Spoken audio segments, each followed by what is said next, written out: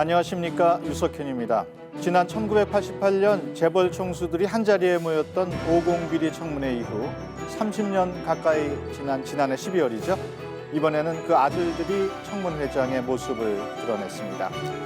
이래 재단에서 미르와 K스포츠 재단으로 이름은 바뀌었지만 정권과 기업 간의 검은 고리가 대물림된 건 아닌지 참 씁쓸했습니다.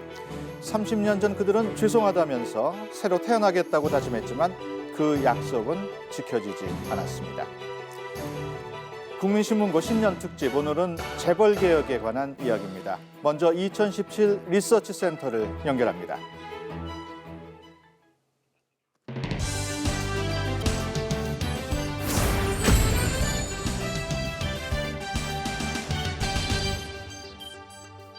또 뭐 기업 가치 말씀하시는데 이분들은 기업 가치 관심 없습니다. 지분과 세습에만 관심이 있는 거죠.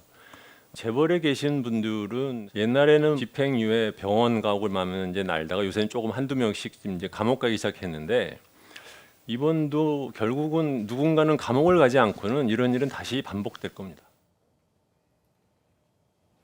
네, 2017 리서치 센터입니다. 지난 청문회 때 답답한 속을 시원하게 해준다는 의미에서 사이다 발언으로 화제가 됐던 영상이었습니다. 재벌에 대한 국민의 생각은 어떤지 YTN 국민신문고와 리얼미터가 전국의 성인 남녀 2,017명을 대상으로 설문조사를 진행했습니다. 먼저 재벌이 내 삶과 한국 경제에 미치는 영향을 물었습니다. 66% 이상이 도움이 되지 않는다고 답변을 했고요. 도움이 된다는 답변은 22%로 집계됐습니다. 재벌을 향한 인식이 왜 이렇게 부정적인 것일까? 저희가 그 이유도 여쭤봤습니다. 그 결과 지금 확인하시죠. 네, 원인 1위는 재벌 대기업들이 사회를 양극화시킨다는 것이었습니다. 정경 유착도 38%로 뒤를 이었고요. 골목 상권을 침해한다, 일자리가 부족하다는 답변도 보였습니다. 즉, 재벌이 사회에 기여하는 측면보다는 기업들이 스스로 부만 축적하고 있다는 의식이 자리 잡고 있는 것으로 분석됩니다. 지금까지 2017 리서치 센터에서 전해드렸습니다. 오늘 함께 이야기 나눌 분들 소개해드립니다. 이필상 전 고려대 총장 나오셨습니다. 안녕하십니까? 네, 안녕하세요. 네, 이상승 서울대 경제학부 교수 나오셨습니다. 안녕하십니까? 안녕하십니까? 네, 국민신문고는 시청자 여러분과 함께합니다. 재벌개혁에 대한 여러분의 의견 샵 0024로 받고 있습니다. 많은 참여 부탁드리겠습니다. 참여해 주신 분 가운데 추첨을 통해서 모바일 상품권을 드립니다.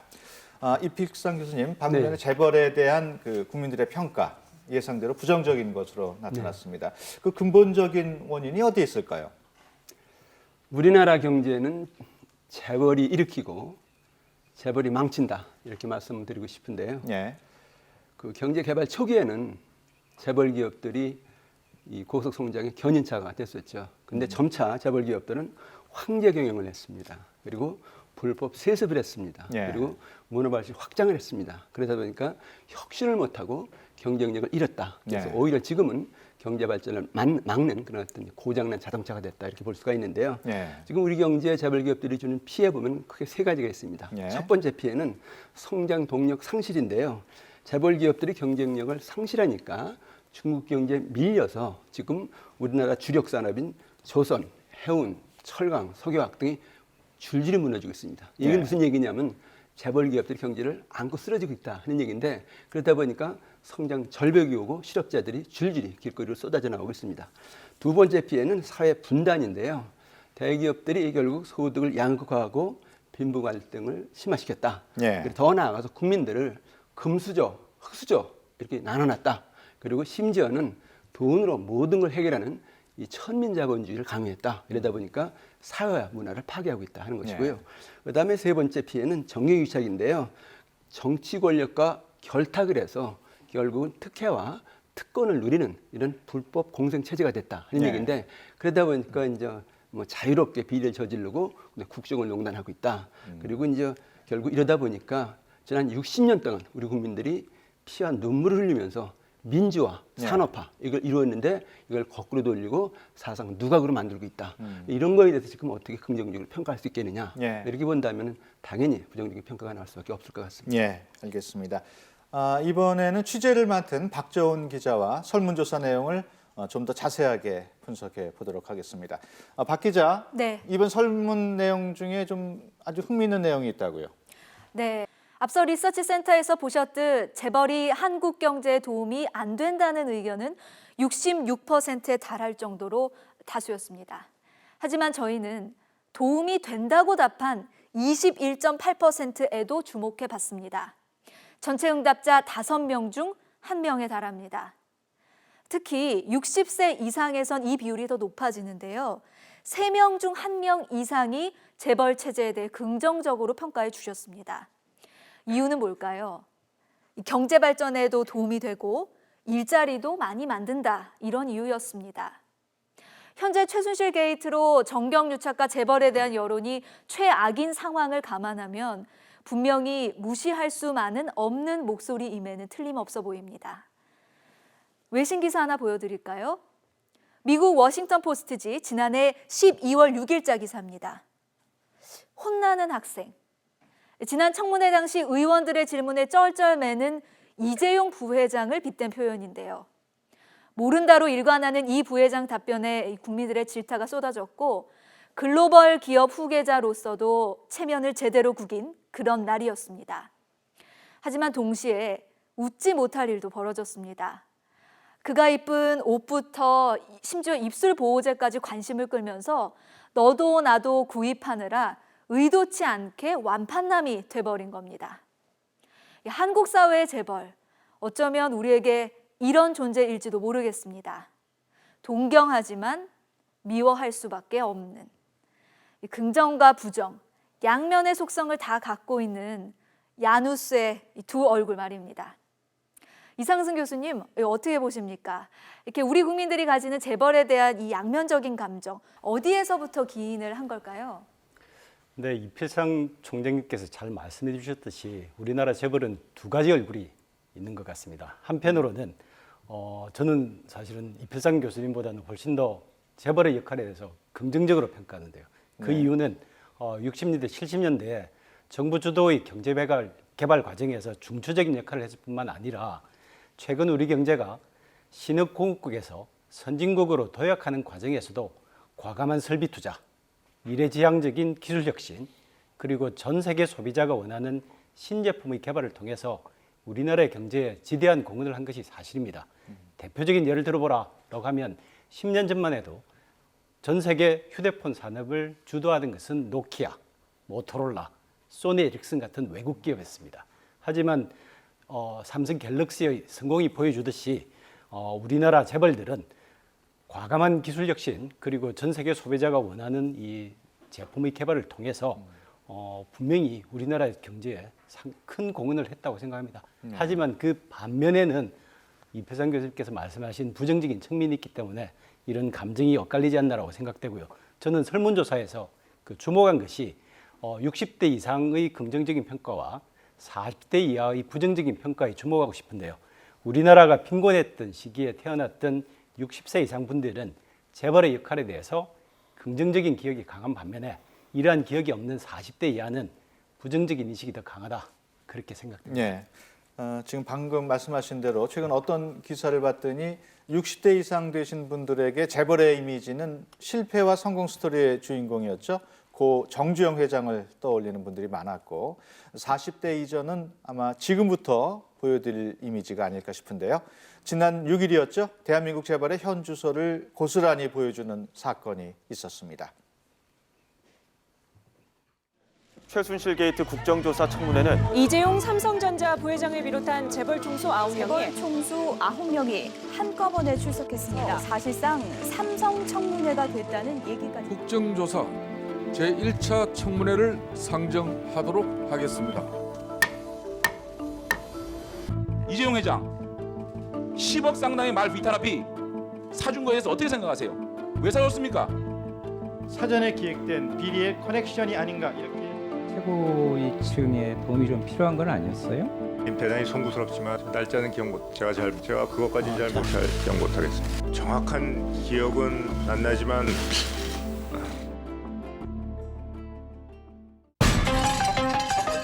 특별검사팀이 국민연금과 보건복지부 등 10여 곳에 대한 전격 압수수색이 동시다발적으로 진행됐습니다. 삼성물산과 제일모직 합병에 관여한 것들인데요. 목표는 뇌물 혐의 입증을 정도하고 문영표 전 보건복지부 장관에 대해 구속영장을 청구했습니다.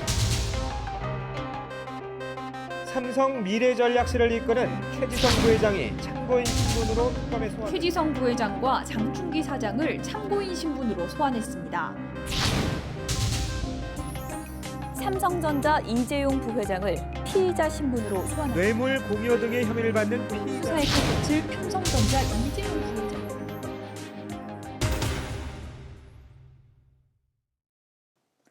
이 드라마의 제목은 합병이 뭐길래. 주인공은 삼성물산과 제일모직입니다. 이 삼성물산이라는 사업가가 있었습니다. 건설과 무역을 하는 사람이었는데 총 자산 29조 5천억 원, 덩치가 큽니다. 친구 제일모직은 레저와 패션업 등을 두루 하는 장사꾼입니다. 자산은 9조 5천억 원, 삼성물산의 3분의 1 수준에 불과합니다. 그러던 어느 날 두 사람이 동업을 발표했습니다. 그런데 이 삼성물산 가족들로선 깜짝 놀랄 이야기를 듣게 됩니다. 동업 비율 0.35대 1. 그러니까 환산하면 1대 3 정도인데요. 쉽게 풀면 이런 말입니다.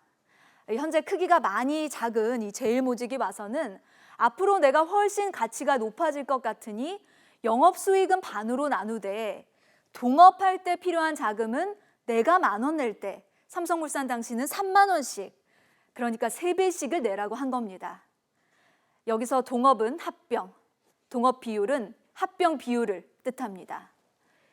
이 전혀 다른 두 회사가 대체 왜? 그것도 지금 특히 이렇게 제일모직에만 유리하게 합치겠다는 건지 맥락 없는 전개 같은데요. 그 이면엔 꿍꿍이가 있었습니다. 사실 제일모직은 보통 회사가 아닙니다. 삼성의 후계자 이재용 삼성전자 부회장이 지분의 4분의 1을 차지하고 있는 이른바 부회장님 회사죠. 하지만 이 부회장은 제일모직만으로는 만족할 수가 없는 상황이었습니다. 아버지에게 삼성그룹 전체를 물려받으려면 20여 개 계열사를 사실상 지배하고 있는 이 삼성전자를 가져야 하는데 자신의 삼성전자 지분은 0.57%밖에 없기 때문이죠. 이때 만난 게 삼성물산입니다. 이 삼성물산은 삼성전자의 지분 4%를 갖고 있는 주요 주주, 이건희 회장보다도 많은 양인데요. 즉, 이 삼성물산만 가지면 너무도 손쉽게 삼성전자를 지배할 수 있고 결국은 삼성 전체를 지배할 수 있다는 계산이 나오는 겁니다. 한편의 드라마 같았던 이재용 부회장의 삼성 지배기. 그런데 이걸 결정적으로 가능하게 한 건 우리 월급 통장에서 매달 꼬박꼬박 빠져나가고 있는 국민연금이었습니다. 국민연금은 삼성물산의 2대 주주인데 이대로 합병하면 국민연금이 손해볼 거라는 투자 자문사들의 조언에도 불구하고 어찌된 일인지 찬성의 깃발을 들어줬습니다. 이 합병의 최대 수혜자는 누구였고 또 피해자는 누구였는지 이제 조목조목 짚어보도록 하겠습니다. 네, 삼성물산과 제일모직의 합병. 박정훈 기자의 설명대로라면 그룹의 승계를 유리하게 하기 위해서 전혀 다른 업종의 두 회사가 하나가 된 건데요. 이필상 교수님, 경제적 이득만 고려했을 때 이 맞는 결정이라고 볼 수 있을까요? 그렇다고 볼 수가 없죠. 이 합병은 이재용 부회장의 경영 승계를 위한 편법 합병이었다. 그 이상도 아니고 그 이하도 아닙니다. 여러 가지 문제가 있는데요. 가장 큰 문제가 이것이 합병의 속임수라는 겁니다. 원래 합병하면은 시너지 효과가 기준입니다. 1 더하기 1은 2가 아니고 1 더하기 1은 3, 4 이렇게 돼야 된다는 건데요. 지금 제일모직은 의료나 섬유회사거든요. 그다음에 삼성물산은 무역과 건설회사거든요. 업종이 너무 다르기 때문에 그걸 합쳤을 때 무슨 기술적인 어떤 그 가치 상승이 있겠느냐 기대하기 어렵다는 것이거든요. 이걸 억지로 합쳐서 결국은 아까 이제 드린 대로 이재용 씨가 제일모직하고 삼성물산을 합쳐서 전 그룹을 지배력을 강화하는 그런 거 이상 아무것도 없었다 이렇게 볼 수가 있고요. 두 번째 문제는 이거 합병 비율을 조작했다는 건데요. 그 당시에 주가로 봐서요. 삼성물산 한 주와 그다음에 제일모직 0.46주 네. 이렇게 이제 평가가 됐었는데 그걸 네. 1대 0.46을 안 하고 1대 0.35로 했다는 얘기거든요. 네. 이 얘기는 무슨 얘기냐면은 결국 삼성물산을 저평가를 해서 인수를 했다는 건데 결국 속여서 이제 결국 이제 합병을 한 거죠. 근데 이거 더 문제는 그것을 이제 찬성을 하기 위해서 국민연금을 이용했다는 건데 국민연금은 국민의 노후자금입니다. 예. 이것을 공권력을 이용해서 일개 재벌기업 경영 승계를 위해서 그 불법 세습을 위해서 이용했다. 네. 그리고 그 당시에 그 손해 금액이 추정된 것이 3,700억 원인데요. 그 돈은 국민 돈 노후자금입니다. 그걸 저 손해를 봐가면서 억지로 그걸 창선시켰다. 이건 도저히 있을 수 없는 일이죠. 예. 문제가 많은 합병이 이렇게 볼 수밖에 없습니다. 예. 여기서 짚고 넘어가야 하는 점이 바로 지금 이 교수님께서 말씀하신 국민연금이 합병에 찬성했다는 겁니다. 최근 문영표 전 보건복지부 장관이 합병에 찬성하도록 국민연금에 압력을 가한 혐의로 구속이 됐습니다마는 이상승 교수님 지금 보면은 결과적으로 재벌그룹의 세습을 위해서 국민들이 피해를 본 게 아닌가 싶어요. 네, 일단 그 삼성물산과 제일모직의 합병에 대해서 말씀을 드리면 저는 그 두 회사 사업 구조의 시너지 달성보다는 삼성그룹이 복잡한 순환 출자 구조에서 보다 투명한 지주회사 체제로 전환하는 과정으로서의 의미가 더 크다고 생각합니다. 예. 지난 청문회에서 이재용 부회장이 해체 방침을 밝힌 미래전략실의 문제점은 법적 지위가 없는 비공식적인 조직이라는 거죠. 하지만 삼성그룹에는 많은 계열사들이 있기 때문에 이 전체를 아우르는 컨트롤 타워의 역할은 반드시 필요합니다. 그래서 미래전략실을 법적 지위가 없는 그런 비공식적인 조직에서 지주회사로 전환하는 그 과정의 한 일환으로서 이 합병의 의미가 있다고 생각하고요. 결국 문제가 되는 것은 말씀하신 것처럼 합병 비율인데 당연히 모든 당사자는 자신의 지분 비율이 높아야 된다고 생각을 하겠죠. 따라서 필요한 것은 기업 가치를 산정하는 전문가들이 외부 압력 없이 적절한 합병 비율을 도출하는 건데 특검 조사에 따르면 국민연금이 이 절차를 지키지 않았다는 것이죠. 즉 박근혜 대통령은 집권 초기인 2013년 5월에 발표한 국정과제 추진 계획에 독립성 강화를 전제로 국민연금과 같은 공적연기금의 의결권 행사를 강화하겠다라고 천명했는데 유감스럽게도 이 약속이 지켜지지 않은 것이 문제라고 생각합니다. 예. 강화를 잘못한 거죠, 그러니까. 네. 거꾸로 압력 넣냐고 강화한 거죠. 독립성이 없었던 것이 문제죠. 예.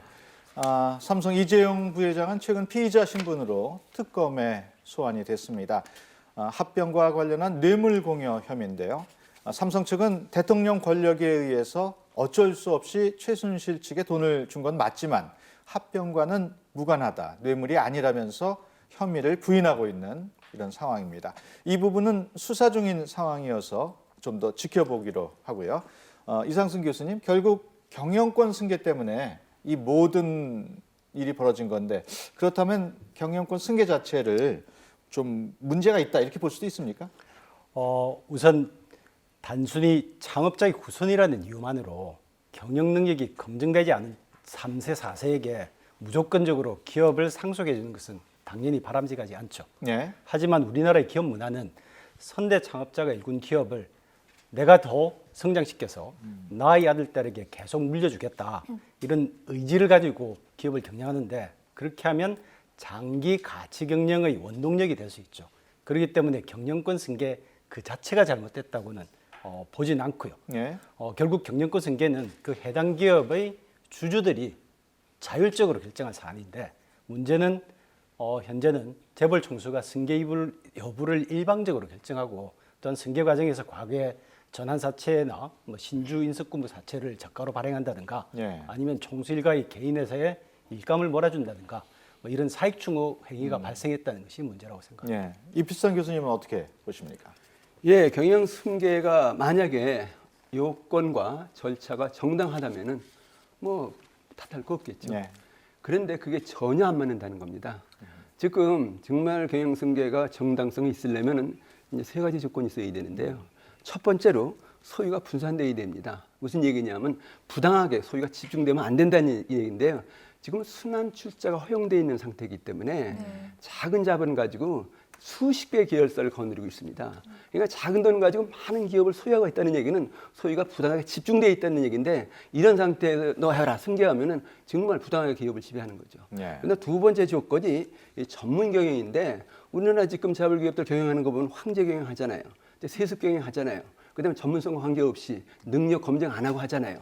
그러니까 이게 얼마나 경영이 제대로 되겠느냐, 부실화될 가능성이 크다 하는 것이고요. 세 번째 조건이 주주민주주의라는 건데 어떤 주식이든지 일주 일표의 권한이 있어야 됩니다. 근데 우리나라 경영 의사 결정 또는 CEO 결정 이런 거 보면은 대주주 지가 다 결정한다는 거예요.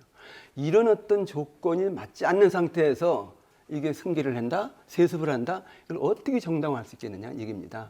그렇게 치면은 뭐 혹시 장점도 있을 수가 있겠죠. 그런데 이거는 자본주의 원칙에 전혀 어긋나는 이런 정말로 우리가 받아들일 수 없는 그런 어떤 승계다 이렇게 볼 수밖에 없습니다. 저희가 지금 진보학자 또 보수학자 두 분을 모시고 이야기 중인데 좀 다른 부분이 있지만 종합을 해보면 두 분 교수님 모두 경영권 승계 자체가 뭐 악이거나 나쁜 것은 아니다. 다만 그 과정에서 편법이나 부정 이런 것들이 일어나는 것이 반복적으로 발생하는 현상이 문제다 이런 말씀인 걸로 이해가 되고요. 사실 이게 어찌 보면 당연한 이야기인데 이렇게 어려운 걸 보니까 아직도 저희가 갈 길이 먼 것 같습니다. 최근 나온 뉴스 중에 화제가 된 뉴스가 있었습니다. 지난해 9월 별세한 오뚜기 고 함태호 회장의 이야기 아마 아실 텐데요. 함 회장도 자신의 주식 전부를 장남인 함영준 회장에게 다 물려줬습니다. 경영권 승계를 한 거죠.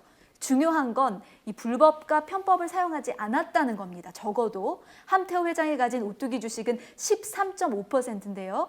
현행 상속세 증여세법에 따르면 주식 가치의 50%를 이 세금으로 내야 합니다. 이게 무려 1,400억 원에 이릅니다. 그런데 함 회장은 이 돈을 다 내기로 하고 분할 납부를 올해부터 시작을 했습니다. 만약에 다른 대기업이나 재벌들도 법적으로 정해진 상속세 다 내고 경영권 승계한다면 아마 누구도 비난하는 사람 없을 겁니다. 하지만 이렇게 법과 원칙을 지키는 재벌이 거의 전무하다 보니 어찌 보면 이 특별할 것 없는 상속이 특별하게 평가받는 이런 아이러니한 상황이 온 것 아닌가 하는 이런 평가도 있습니다. 그렇다면은 경영권 승계에 대한 국민 2,017명의 생각은 어떨까요? 리서치 센터를 다시 연결해 보겠습니다. 안보라 앵커. 지금 제 옆에 3명의 인물들이 서 있습니다. 이들의 공통점은 무엇일까요? 재벌가의 자제들이라는 건 바로 한눈에 알 수 있죠. 또 하나의 공통점은 갑의 횡포로 사회적 물의를 일으킨 장본인이라는 겁니다. 경영적인 성과보다는 사건, 사고로 더 자주 접하는 현실 속에서 국민 2,017명은 재벌가를 어떻게 평가하고 있을까요? 먼저 재벌 3세들의 글로벌 경영 능력에 대한 질문인데요. 69%, 10명 중에 7명 가까이는 이들이 그런 능력을 갖추고 있지 않다고 답을 했습니다. 능력이 있다는 답변은 13%에 그쳤습니다. 자, 여기서 눈여겨볼 점은 60세 이상의 응답입니다. 보실까요? 앞서 재벌이 한국 경제에 도움이 안 된다는 답변이 46%였는데 이 재벌 3세들의 경영 능력에 대해서는 57.9%가 능력이 없다고 본다는 겁니다. 물론 국민이 기업 운영의 모든 속사정을 알 수는 없겠죠. 하지만 재벌 3세들이 국민에게 최소한의 신뢰감도 주지 못하고 있는 것은 아닌지 곰곰이 따져봐야 할 대목입니다. 네, 신년 특집 바로 서는 대한민국 2017인에게 묻다 그 두 번째 시간 재벌개혁편 함께하고 계십니다. 방금 그 리서치 결과를 보면 재벌 3세에 대한 불안감이 높게 나타났습니다. 사실 재벌 총수의 이미지가 곧 기업의 이미지도 되고 경쟁력이 되던 시절도 있었는데요. 이상순 교수님, 왜 이렇게 변했을까요? 네, 사실 한국 전쟁이 끝난 그 당시 1950년대에는 우리나라는 전 세계 최빈국의 하나였죠. 그런 상황에서 삼성의 이병철 회장이나 아니면 현대의 정주영 회장 같은 분은 이런 창업자는 할 수 있다는 정신으로 세계적인 대기업을 일궈낸 것이죠. 하지만 재벌의 지금 현재 경영하고 있는 3세, 4세는 이런 도전 정신과 기업가 정신보다는 국내 시장에 안주해서 예. 쉽게 경영을 하려고 하는 그런 경향이 있지 않나. 그것이 근본적인 문제라고 생각합니다. 예. 우리나라 대기업이 문제가 되는 이유는 회사 운영이 총수의 사익에 초점이 맞춰져 있다는 부분인데요. 이필상 교수님, 해외 외국의 경우는 어떻습니까? 예, 그 기업을 통해서 사익을 추구한다? 상상이 안 되는 일이죠. 예. 그 외국 보면요, 경제와 정치가 분리되어 있습니다. 정치는 민주주의 원칙에 따라 움직이고요. 네. 경제는 시장 원리에 따라 움직입니다. 예. 시장에 가면은 경쟁 원칙에 의해서 기업의 생사가 결정이 됩니다.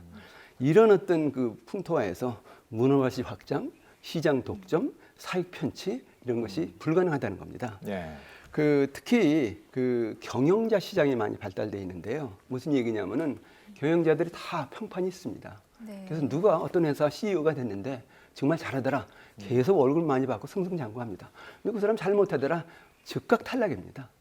또 쫓겨나나요? 그러면요. 네. 근데 그 대표적인 예가 그 애플의 스티브 잡스입니다. 예. 스티브 잡스가 1976년에 자기 친구하고 애플을 창업을 합니다. 네. 그런데 1985년에 거기서 쫓겨납니다. 이유가 뭐냐 하면 포용력이 없다. 경영 성과가 별로 없다. 나가라. 쫓겨났어요. 창업주인데도 쫓겨나네요. 예. 그러고 나서 애플이 몰락을 하죠. 그래서 1986년에 스티브 잡스가 다시 복귀를 합니다. 네. 그러면서 결국 그 이제 이 뭡니까? 아이폰, 뭐 아이클라우드, 그다음에 아이패드 정말 IT 혁명을 일으킵니다. 근데 안타깝게도 이분 결국 시장암에 걸려서 2011년 회사를 그만두고 세상을 떴습니다만은 이런 어떤 풍토가 이게 자본주의 풍토입니다. 예. 우리나라는 상상도 안 되죠. 우리 재벌 기업들은 오히려 정경유착 같은 그런 부작용을 오히려 더 일으키고 이런 상황도 있었죠. 그럼 네. 예. 지금 이 교수님 말씀하신 대로 그 정경유착, 비단 재벌 기업 총수만의 문제는 아닙니다. 먼저 30년 전으로 시계를 돌려보겠습니다.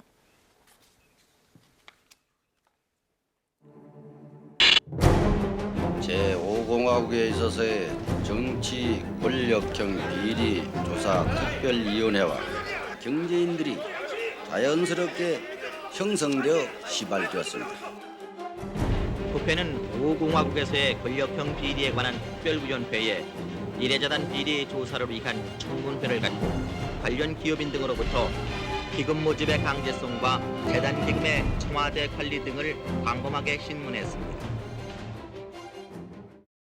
절대 권력을 가지고 있는 권부에는 5년 동안에 34억 5천만 원이라는 돈을 널렁널렁 갖다 주면서 내 공장에서 내 돈 벌어주려고 일하다가 죽었던 이 노동자에 대해서 4천만 원 주느냐 8천만 원 주느냐를 가지고 그렇게 싸워야 합니까? 그것이 인도적입니까? 그것이 기업이 할 일입니까? 그런데 이 돈을 대통령한테 참 갖다 바쳤으니까 대통령도 사람이 양심이 좀 있으면 남은 돈을 그렇게 묻고 부탁한 게 안 들어줄 수 있습니까? 잘못이 있다면 쓰는 사람의 잘못이 있지 낸 사람의 잘못이 있다고 우리는 생각합니다. 어떠한 명분이든 음성적인 정치 자금을 제공하는 일이 결코 없을 것임을 새삼 다짐하는 바입니다.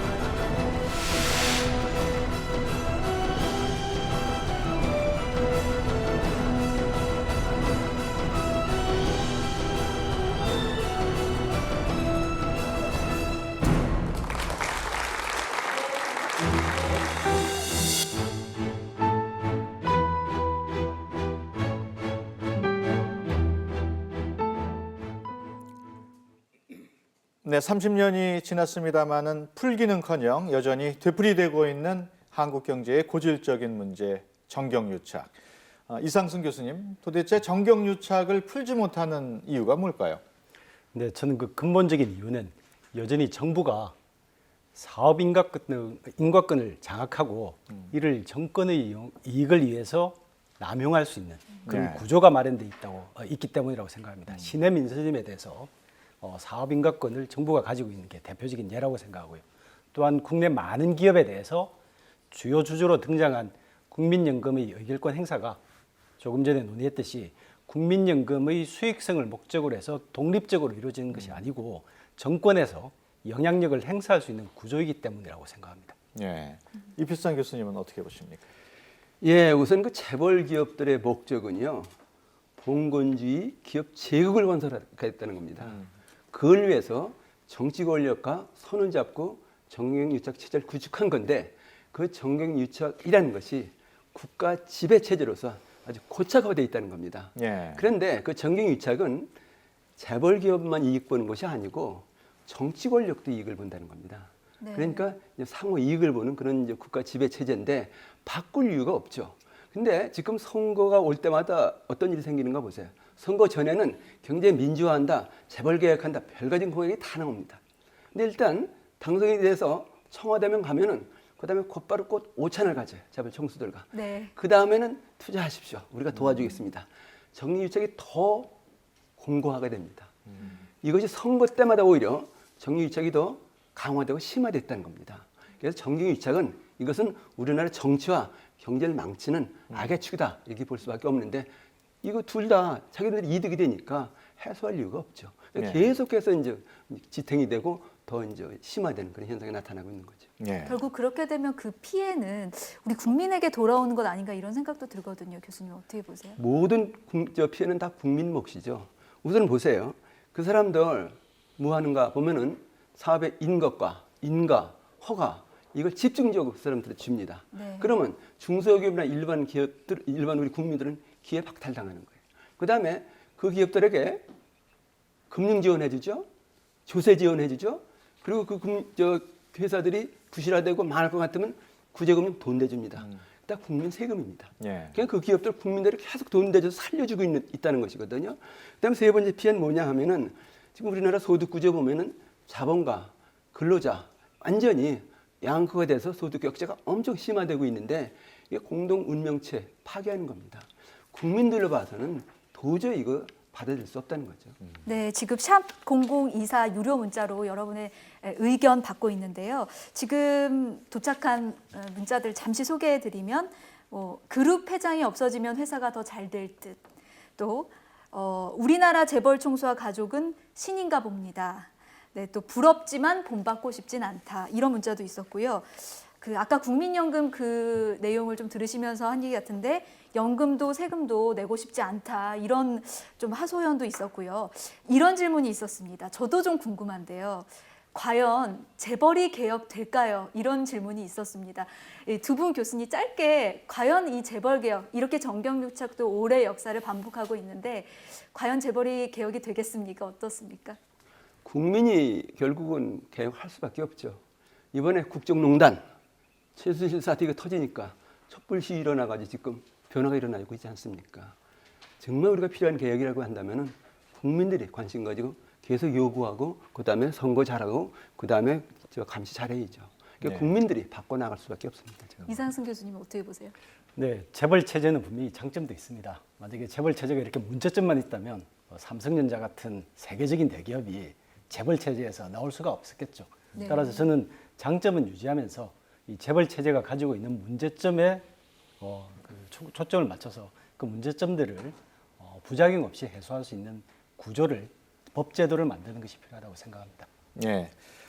돈을 통해서 부를 쌓고 이 부로 권력을 얻고 이 권력을 공고화하기 위해서 또 다른 세력과 결탁하고 결국 악순환이 계속되고 있는 것인데요. 재벌 개혁 과연 가능할지 이 쉽지 않은 해결 방법을 국민 2017명에게 물어봤습니다. 리서치 센터를 연결합니다.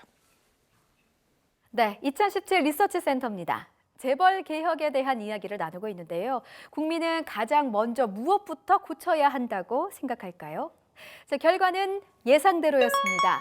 무려 42%가 처벌을 강화해야 한다는 의견을 주셨습니다.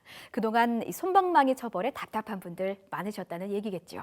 이어서 재벌 총수 일가의 지배력을 견제해야 한다고 보는 국민이 33%였고요. 일감 몰아주기를 근절해야 한다는 응답도 17%였습니다. 정권이 바뀔 때마다 재벌 개혁은 단골 메뉴였습니다. 과연 올해는 이뤄낼 수 있을까요? 전문가들과 계속해서 방법을 모색해 보겠습니다. 샵 0024로 시청자 여러분의 고견도 기다리고 있습니다. 지금까지 2017 리서치센터에서 안보라였습니다. 네, 재벌의 지배구조 개선이나 견제장치에 대한 이야기들 많이 나오고 있습니다. 당장 임시국회가 열리는 다음 달부터 재벌 개혁에 대한 법안들이 쏟아져 나올 것으로 예상이 되는데요. 오늘 나오신 두 분께서는 어떤 법안들이 시급하다고 생각하는지 각각 제안을 부탁드리겠습니다. 먼저 이 교수님. 네, 저는 새누리당과 바른정당이 지난 대선에서 박근혜 대통령이 공약했던 기업 지배구조 개선 법 방안을 법제화하는 데 앞장서야 한다고 생각합니다. 예. 주주총회를 활성화하는 전자투표제, 비상장 자회사를 통해서 사익 추구가 발생했을 때 그 회사에 출자한 모 회사의 주주들이 자회사 이사들에게 책임을 물을 수 있는 다중대표 소송제, 그리고 감사의 독립성을 높이기 위해서 감사가 될 이사를 분리 선출하는 이런 방안은 모두 박근혜 대통령의 공약 사항이었습니다. 네. 이런 제도들이 활성화되어야 정경유착의 고리가 끊어질 수 있는 기반이 마련됩니다. 저는 이렇게 하는 것이 현재의 국정마비 사태에 대해서 새누리당이 국민들에게 사죄를 구하는 출발점이라고 생각합니다. 이필상 교수님은 어떻게 보십니까? 예, 우선 그 재벌 개혁이 재벌을 적으로 생각하고 타도하자 이건 아닙니다. 재벌의 구조를 바꿔서, 예. 그다음 경영 체제를 바꿔서 재벌도 살고 경제도 살고 국민도 살자. 이것이 재벌 개혁의 아마 근본적인 목적이라고 봐야 될 것 같습니다. 예. 근데 지금 뭐 여러 가지 법안 통과 말씀하셨는데 다 중요합니다. 근데 제가 보기엔 것보다 더 근본적이고 중요한 그런 어떤 이제 개혁 그 조치가 필요한데요. 지금 재벌 그 개혁 중에서 가장 중요한 것이 결국 문어발시 확장하면서 시장 독점하는 것이거든요. 예. 그러면 그걸 해소하기 위해서 어떻게 하느냐? 우선 필요한 것이 그 순환 출자 예. 제도. 이거를 이제 금지시키면 좋겠다는 얘기인데, 순환 출자라는 것이 계열사끼리 서로 돌아가면서 출자해가지고 작은 돈 가지고 여러 기업 마음대로 소유하는 것이거든요. 그래서 지금 그것이 허용되어 있는 상태이기 때문에 이제 재벌 구조, 재벌 집단 이런 게 생기는데 예. 그것을 단계적으로 뭐 당장 뭐 전부 하면 이제 불안하고 제대로 안 되니까 단계적으로 순환 출자를 금지시키자 하는 것이고요. 예. 또 하나 이제 중요한 것이 뭐냐면 재벌에서 가장 이제 문제가 떠되는 것이 이제 황제 경영과 이제 예. 세습 경영이거든요. 이걸 막기 위해서 그 집중 투표제, 지금 소액 투자자 입장에서 보면은 자기네들 이익을 대변할 수 있는 이사가 없습니다. 예. 그래서 이 집중 투표제 같은 거 하면은, 그러니까 그 한 주식에 이사 수만큼 투표를 줘서 마음대로 몰아서 투자하라면 결국 그 소액 주주들이 자기네들이 원하는 경영진을 선임할 수 있다는 것이거든요. 그래서 이제 집중 투표제 같은 거 해라. 또 하나 그 종업원 이사, 그러니까 종업원들이 뽑는 이 사람들을 제도화시켜라. 그러면 종업원들이나 소액 주주가 경영진을 뽑아서 결국 경영을 그 참여시키면은 이렇게 뭐 불법 세습하고 황제 경영하는 거 막을 수 있지 않겠느냐. 네. 그런 게 지금 시급하다 좀 그렇게 봅니다. 네, 지금 제가 두 분 말씀을 들어보면 약간 갈리는 부분이 있기는 하지만 그 첫 번째 전자투표제 강화, 그다음에 다중대표 소송제, 또 감사위원 분리선출 이 부분에 대해서는 공통적인 대안으로 지금 주셨단 말이에요. 근데 이거는 어떻게 보면은 이사회나 주주총회 역할을 좀 더 강화시켜서 재벌 총수들의 경영에 대한 견제 장치가 되자, 이런 말씀인 것 같고요. 아까 이상승 교수님 대안 한 번만 다시 보여주실까요? 이상승 교수님 대안 두 번째, 차등 의결권이라는 게 있었거든요. 예, 교수님 한번 이게 뭔지 좀 설명을 해주시고 여기에 대해 이필상 교수님 의견을 좀 들어보겠습니다. 네, 이번에 문제가 된 그 삼성물산 제2모직 합병건이나 과거의 현대차그룹의 글로비스 일감 몰아주기 사건, 이런 거 모두 경영권 승계 과정에서 일어났습니다. 오뚜기를 보여주셨는데요. 사실은 우리나라 기업인들은 우리나라의 상속세가 50% 수준이기 때문에 세금을 내면 기업을 제대로 물려줄 수 없다고 합니다. 네. 오뚜기가 예외인 것은 오뚜기는 사업 확장을 하지 않은 거죠. 그래서 오뚜기만 계속 아주 경력을 건실하게 하면 배당을 계속 받아서 그 배당으로 세금을 마련해 놓고 지분은 그대로 물려주는 거죠. 그런데 그렇게 하면은 사실 기업을 계속 확장하는데 문제가 있을 수 있습니다. 기업은 끊임없이 진화하는 조직이기 때문에 수익성을 추구해서 계속 새로운 사업으로 인수합병도 하고 그렇게 하려면은 현재보다도 더 큰 기업 규모로 확장하는 것이 필요한데 그게 지금 이제 세금 다 내면은 그러면 경영권을 유지하면서 승계하기가 어려운 거죠.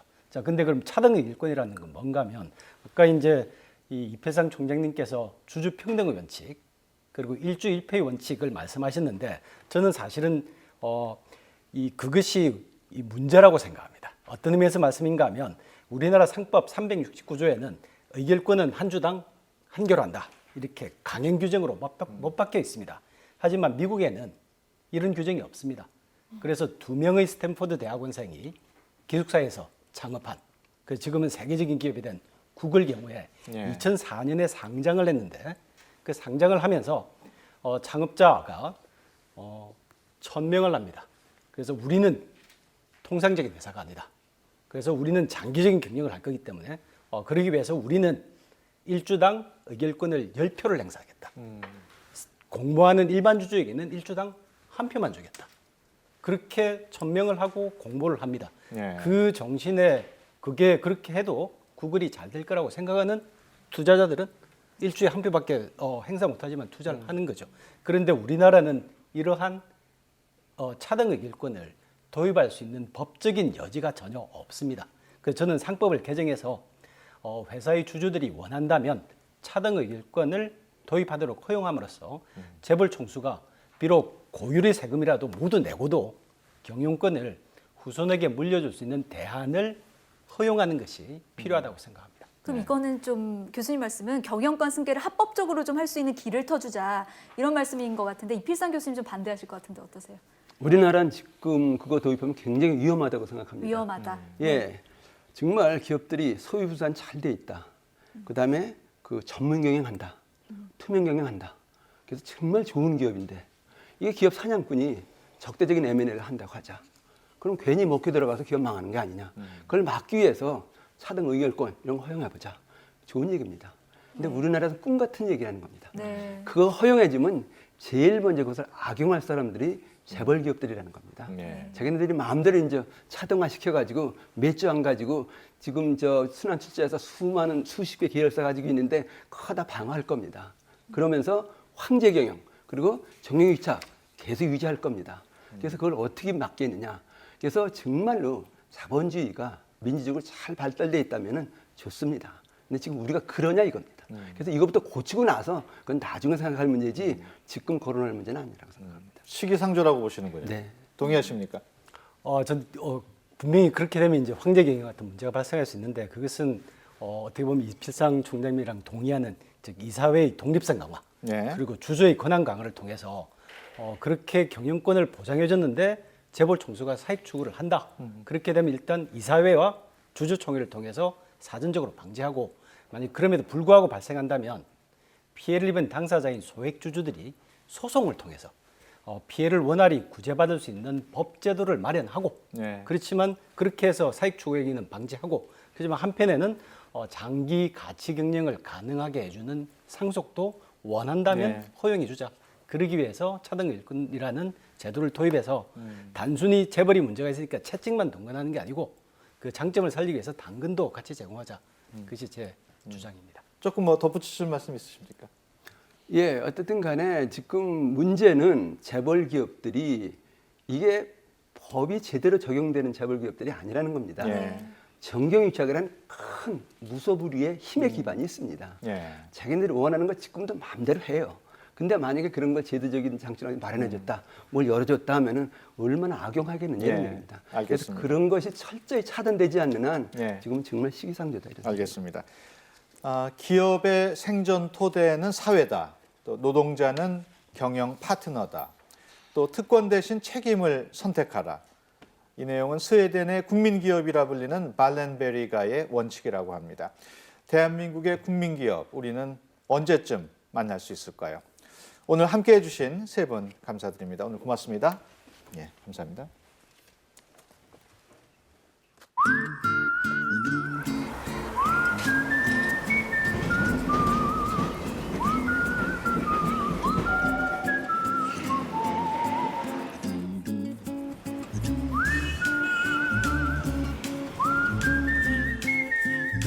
나라가 부정부패가 제일 심한 나라 중에 하나라고. 숨겨진 게 많은 것 같습니다. 청렴 결백하지 못한 정치인들이 일을 하고 있는지도 모르겠고 재물욕이나 권력욕이 앞선 것이 문제가 아니죠. 좀 답답하고요. 제대로 된 정치인이 나와서 정치를 했으면 좋겠다는 생각이 좀. 오늘 방송 보신 분들은 어쩌면 고쳐지지도 않을 재벌들의 이야기였다고 지적하실지도 모르겠습니다. 하지만 그럼에도 불구하고 저희가 재벌 개혁을 다룬 이유는 꼭 해야만 하는 이야기, 꼭 고쳐져야만 하는 문제이기 때문입니다. 대한민국의 아름다운 변화를 이끄는 국민신문고, 저는 다음 주에 뵙겠습니다.